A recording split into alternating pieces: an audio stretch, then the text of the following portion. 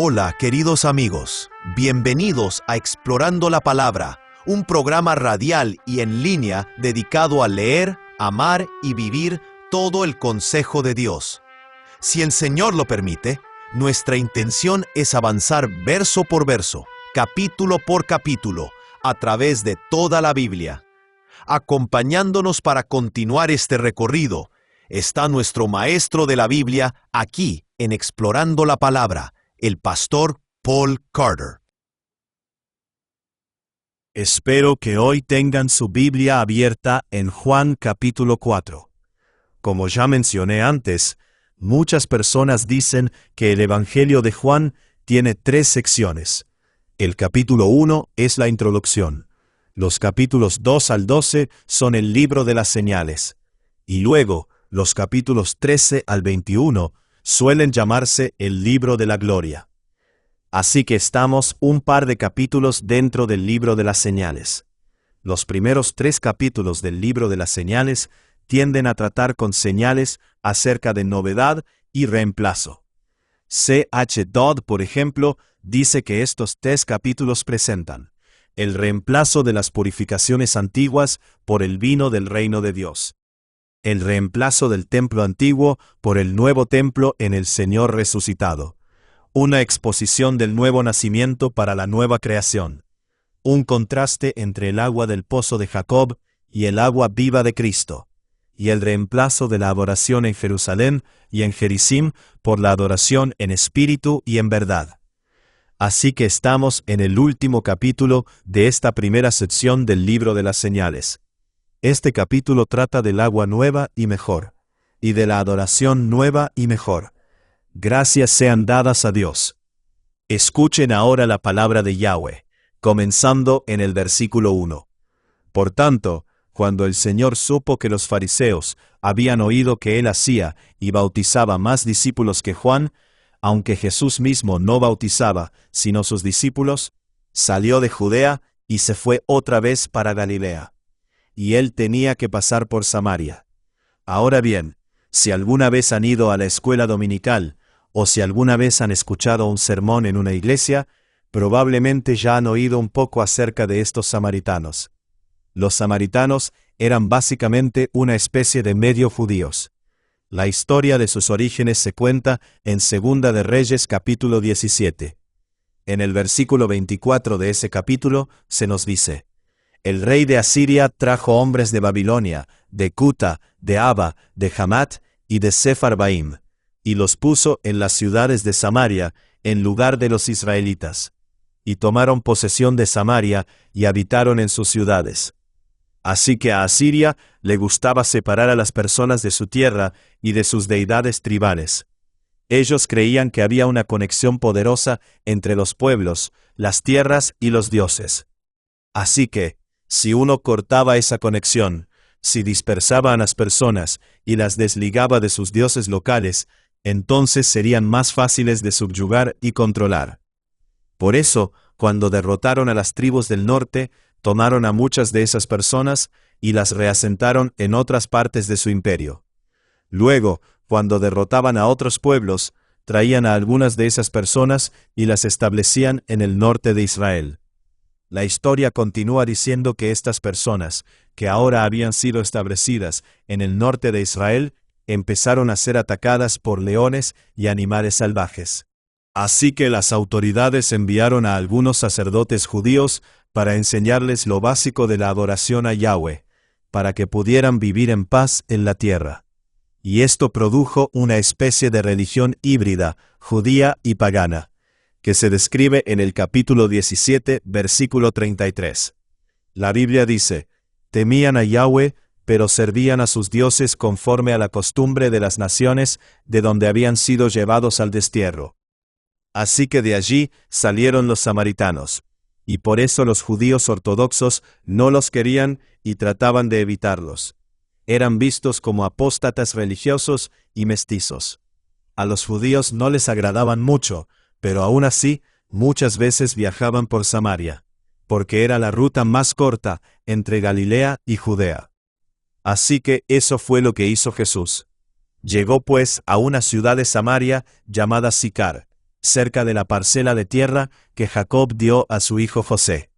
Y allí estaba el pozo de Jacob. Entonces Jesús, cansado del camino, se sentó junto al pozo. Era cerca del mediodía. Muy bien, hagamos una pausa allí. Juan menciona aquí el campo que Jacob le había dado a su hijo José. Esa es una referencia a Génesis capítulo 48.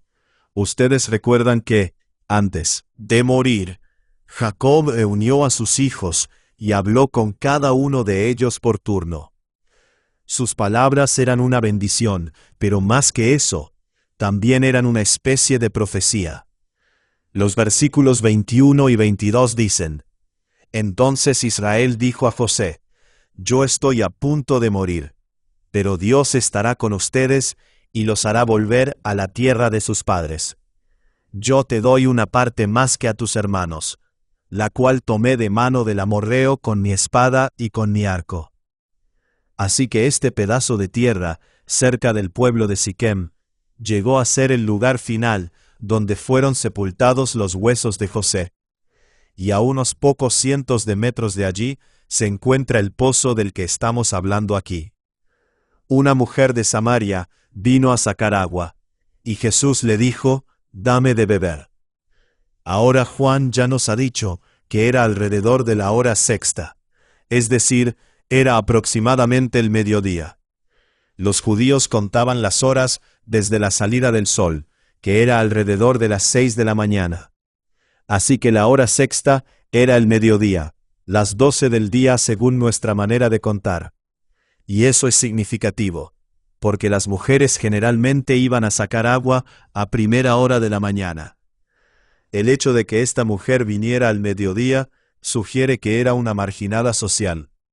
Pero Jesús le habló de todos modos. Una mujer de Samaria vino a sacar agua, y Jesús le dijo: Dame de beber. Pues sus discípulos habían ido a la ciudad a comprar alimentos. Entonces la mujer samaritana le dijo: ¿Cómo es que tú, siendo judío, me pides de beber a mí, que soy samaritana? Porque los judíos no tienen tratos con los samaritanos.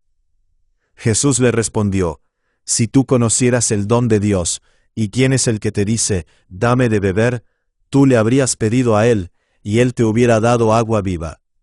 Ella le dijo: Señor, no tienes con qué sacarla, y el pozo es hondo. ¿De dónde pues tienes esa agua viva? ¿Acaso eres tú mayor que nuestro padre Jacob, que nos dio el pozo del cual bebió él mismo, y sus hijos, y sus ganados? Jesús le respondió: Todo el que beba de esta agua volverá a tener sed. Pero el que beba del agua que yo le daré, no tendrá sed jamás, sino que en agua que yo le daré, se convertirá en él en una fuente de agua que brota para vida eterna. Señor, le dijo la mujer, dame esa agua, para que no tenga sed, ni venga hasta aquí a sacarla. Jesús le dijo: Ve, llama a tu marido y ven acá. No tengo marido, respondió la mujer. Jesús le dijo: Bien has dicho, no tengo marido, porque 5 maridos has tenido, y el que ahora tienes no es tu marido. En eso has dicho la verdad. La mujer le dijo: Señor, me parece que tú eres profeta. Nuestros padres adoraron en este monte, y ustedes dicen que en Jerusalén está el lugar donde se debe adorar. Jesús le dijo: Mujer, cree lo que te digo. La hora viene cuando ni en este monte ni en Jerusalén adorarán ustedes al Padre. Ustedes adoran lo que no conocen, nosotros adoramos lo que conocemos, porque la salvación viene de los judíos. Pero la hora viene, y ahora es, cuando los verdaderos adoradores adorarán al Padre en espíritu y en verdad. Porque ciertamente a los tales el Padre busca que lo adoren. Dios es espíritu, y los que lo adoran deben adorar en espíritu y en verdad. La mujer le dijo: Sé que el Mesías viene, el que es llamado Cristo. Cuando Él venga nos declarará todo. Jesús le dijo: Yo soy, el que habla contigo. Ahora, una vez más, tienen que recordar el tema de toda esta sección. El tema de esta sección es: Jesús es mejor. Él trae mejores gracias. Esto se remonta hasta el capítulo 1, donde Juan dice que en Jesús recibimos gracia sobre gracia, o gracia en lugar de gracia. En Jesús estamos recibiendo dones mejores que los que fueron dados en el Antiguo Testamento.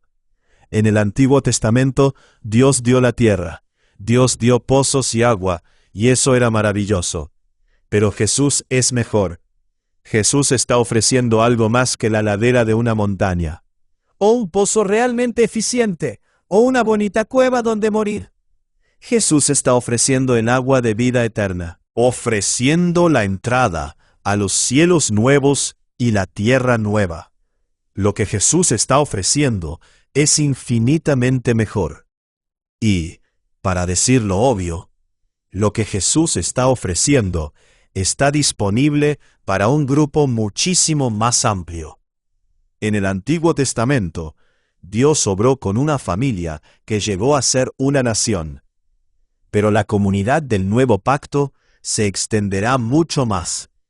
Con el tiempo, abrazará a hombres y mujeres, niños y niñas, de toda tribu, lengua y nación sobre el planeta Tierra. Y vemos eso anticipado aquí, en el encuentro de Jesús con esta mujer de Samaria. Ahora, antes de seguir adelante, deberíamos hablar por un momento acerca de esa frase, adorar en espíritu y en verdad. ¿Qué significa eso? A veces usamos esa frase como si significara tengamos algo de emoción, algunas manos levantadas, muy buena música, y luego también un sermón exegético de 45 minutos, y entonces habremos adorado en espíritu y en verdad. Pero no creo que eso sea lo que significa en el contexto original. D.A. Carson lo explica de manera muy útil aquí. No hay dos características separables de la adoración que debe ofrecerse. Debe ser en espíritu y verdad, es decir, esencialmente centrada en Dios, hecha posible por el don del Espíritu Santo, y en conocimiento personal de la palabra hecha carne, y en conformidad con ella. Aquel que es la verdad de Dios, la exposición fiel y el cumplimiento de Dios y de sus propósitos salvadores. Eso significa que Dios solo puede ser verdaderamente adorado por medio de la persona de Jesucristo, y en el Espíritu de Jesucristo.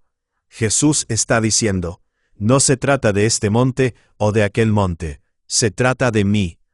Eso es lo que Jesús le está ofreciendo a esta mujer, la oportunidad de adorar verdaderamente a Dios por medio de él. En esto llegaron sus discípulos y se admiraron de que hablara con una mujer, pero ninguno le preguntó, ¿qué tratas de averiguar? O, ¿por qué hablas con ella? Entonces la mujer dejó su cántaro, fue a la ciudad y dijo a los hombres, vengan, vean a un hombre que me ha dicho todo lo que yo he hecho. ¿No será este el Cristo? Y salieron de la ciudad y fueron a donde él estaba. Mientras tanto, los discípulos le rogaban, Rabí, come. Pero él les dijo, yo tengo para comer una comida que ustedes no saben. Entonces los discípulos se decían entre sí, ¿le habrá traído alguien de comer? Solo de paso aquí, observen que los discípulos a menudo eran culpables de tomar a Jesús demasiado literalmente. Es decir, muchas veces Jesús hablaba en un sentido espiritual, y ellos lo oían en un sentido burdamente literalista. Esto es como cuando Jesús les advirtió acerca de la levadura de los fariseos, y ellos pensaron que los estaba reprendiendo por no haber empacado sándwiches. La meta no es tomar las palabras de Jesús de la manera más literalista posible. La meta es entender lo que Él está tratando de decir, y luego luchar fielmente con eso. Jesús les dijo, mi comida es hacer la voluntad del que me envió, y llevar a cabo su obra. ¿No dicen ustedes, todavía faltan 4 meses y después viene la siega? Pero yo les digo, alcen sus ojos y vean los campos que ya están blancos para la siega. Ya el segador recibe salario, y recoge fruto para vida eterna, para que el que siembra se regocije junto con el que siega. Porque en este caso el dicho es verdadero, uno es el que siembra y otro el que siega. Yo los envié a ustedes a segar lo que no han trabajado. Otros han trabajado y ustedes han entrado en su labor. Jesús está diciendo algo muy importante aquí. Está diciendo que todos construimos sobre las labores de otras personas cuando hacemos la obra del reino. Sus discípulos están a punto de cosechar, es decir, están a punto de ver a personas ser salvadas. Pero no deben olvidar que están edificando sobre la obra de otros. Uno piensa inmediatamente en Juan el Bautista. Su trabajo preparó la mesa y preparó el camino para la obra que ahora están realizando los discípulos. Y esa es una lección importante que nosotros debemos recordar. Cuando tienes la bendición de guiar a alguien a Cristo, ten cuidado de recordar y de dar gracias y honra a quienes trabajaron antes que tú. Yo nunca he guiado a una persona a Cristo que no mencionara a una abuela que oraba, o a un vecino cristiano amable, o a un pastor de jóvenes fiel, o a un maestro de escuela dominical en algún lugar de su pasado lejano.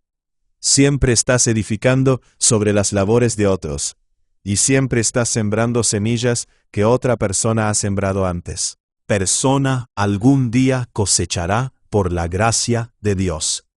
Solo el Señor es el maestro de todo el proceso. Y de aquella ciudad muchos de los samaritanos creyeron en él por la palabra de la mujer que daba testimonio, diciendo: Él me dijo todo lo que yo he hecho. De modo que cuando los samaritanos vinieron, rogaban a Jesús que se quedara con ellos, y él se quedó allí 2 días. Muchos más creyeron por su palabra, y decían a la mujer: Ya no creemos por lo que tú has dicho, porque nosotros mismos le hemos oído y sabemos que este es en verdad el Salvador del mundo. Creo que ese es un párrafo maravillosamente útil. El propósito de nuestro testimonio personal debe ser despertar el interés de las personas en la palabra salvadora de Dios. No estás tratando de atraer a las personas hacia tu historia. Estás tratando de usar tu historia para atraer a las personas hacia Jesús. Y eso fue lo que ocurrió aquí.